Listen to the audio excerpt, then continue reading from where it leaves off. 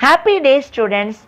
Today we are going to deal with 12th Standard English, Unit 4, Poem 4, Ulysses, written by Alfred Tennyson, Part 3. Dear students, turn to page 129. We shall see lines 57 to 64. It's not too late to seek a newer world. Push off and sitting well in order's might. The sounding furrows for my purpose holds to sail beyond the sunset and the baths of all the western stars until I die. It may be that the gulfs will wash us down. It may be we shall touch the happy isles and see the great Achilles whom we knew. So here we see Ulysses is addressing his friends, the sailors. He tells them what he has been telling us all along. It is never too late to go in search of new lands. So it's very, very clear that it is not late for him to go in search. Here a furrow refers to the track or mark made in the water by the ship. He tells his sailors to smite or strike it, most likely with oars. We use oars when we are traveling in the boat. Purpose can mean two different things. It can mean either destiny, as in I intend to sail as far as I can. So destiny means it is fate.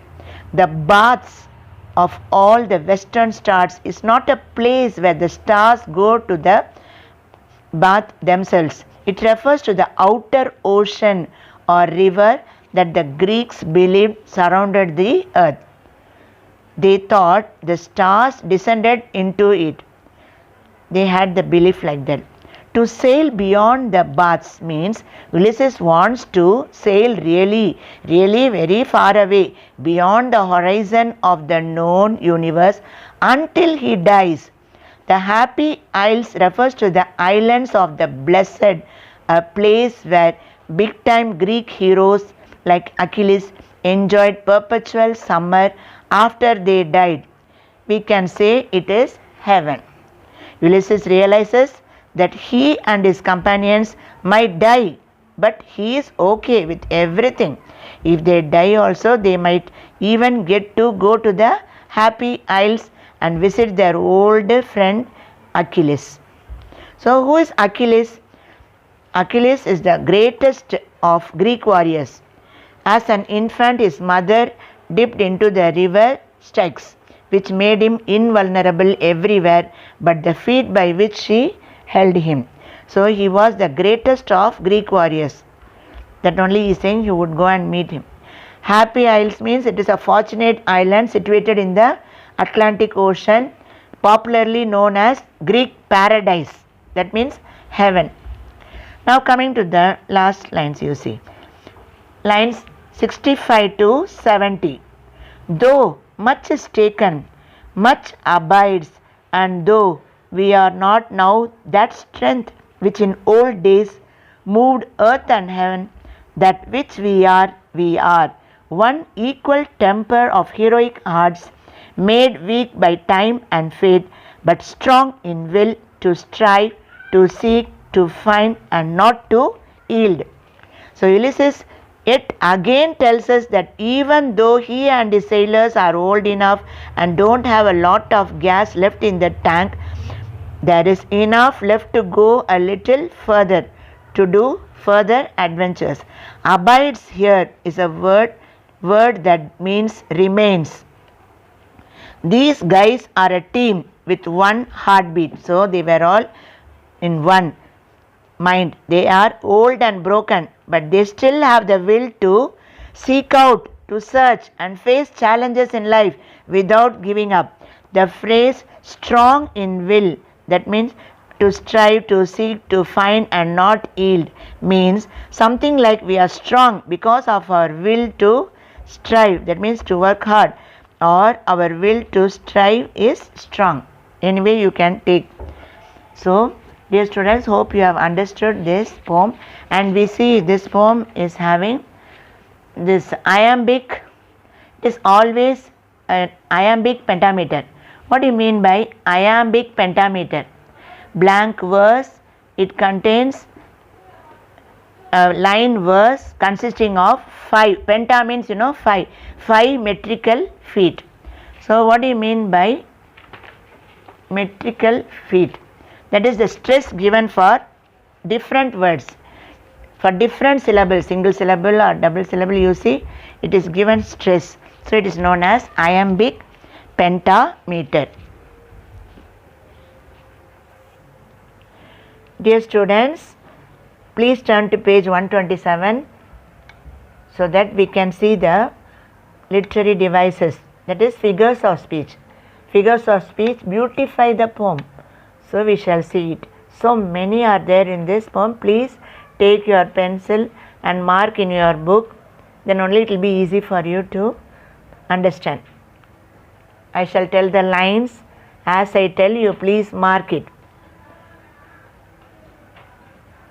Fifth line, you see, that hoard and sleep and feed and know not me. So it is imagery. I-M-A-G-E-R-Y. Imagery means words that create pictures in our mind. Understand? So fifth line, imagery. Sixth line, you see, I cannot rest from travel. So here you see contrast. Two contrary ideas are there. Rest, travel. So it is oxymoron. O-X-Y-M-O-R-O-N. Oxymoron. Rest, travel. Opposite words lying together. Next you see in the same line, I will drink, extended to say seventh line. I will drink life to the lees. That is also imagery. Okay. I will drink life to the lees. That is also imagery. You just imagine drinking one bottle of liquid or juice till the end without leaving one drop. Then you see here. Eighth line you see. Greatly, greatly. Greatly have suffered, greatly both with those. Greatly, greatly. It is repeated. So it is anaphora. A-N-A-P-H-O-R-A. Anaphora. Now coming to 10th one you see. Through scudding drifts the rainy hyads. So that is personification.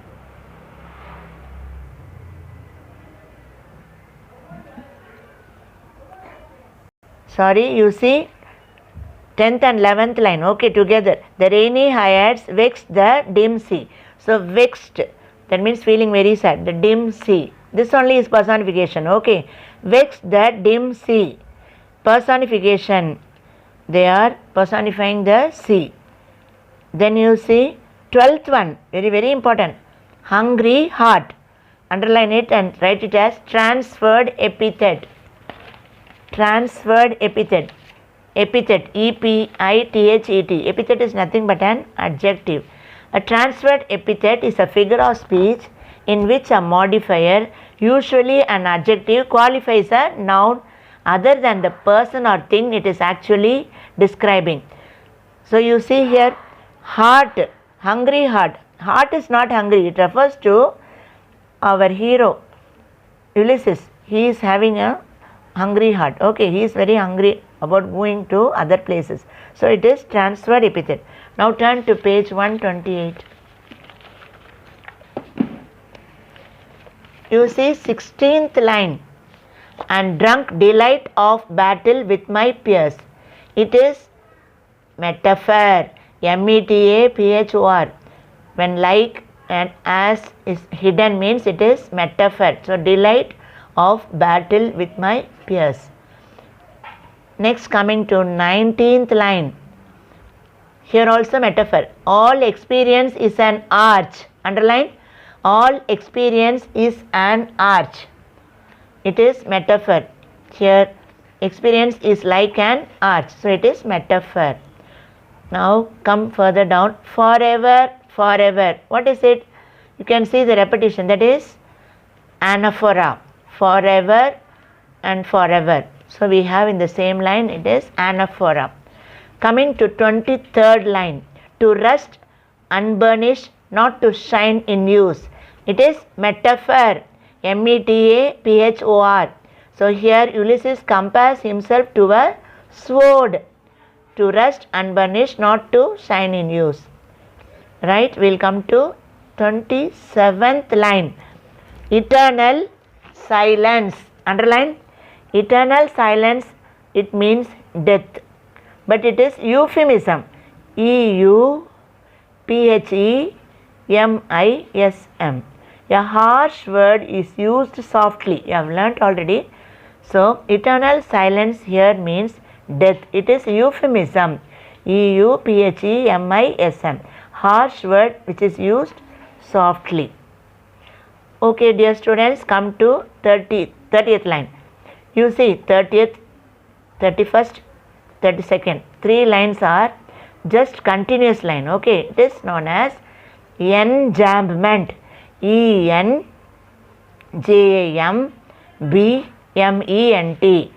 The 3 lines are known as this figure of speech is enjambment. What do you mean by enjambment? See, enjambment means continuation of a sentence without a pause beyond the end of a line, couplet or stanza. So, we see continuously. I shall read, then you will understand. And this grey spirit, earning in desire to follow knowledge like a sinking star beyond the utmost bound of human thought. So, these 3 lines are continuously without any pause beyond the end of a line, you can see. So, it is known as enjambment. It is a new word you are learning now. Okay. Now, you see in the 31st line, this is very easy. To follow knowledge like a sinking star. Like is there, no? So, what is it? Simile. S-I-M-I-L-E. You underline like a sinking star. 31st line, it is simile. Now, coming down further to 34th line. 34th line, you see, to whom I leave the scepter. So, scepter, here this is connotation. Spelling, take down connotation. C-O-N-N-O-T-A-T-I-O-N. What is the connotation? It is an idea expressed by a word in addition to its main meaning. So, once again, dear students, connotation is an idea expressed by single word in addition to its main meaning. So, scepter means, you know, it's a rod of authority. It is a staff or baton borne by a ruler, you know. So, here the figure of speech is connotation. So, it's time, students. So, we shall wind up the class. We shall continue in the next class. Please read the poem 2 times so that you will understand and learn the concepts. Thank you.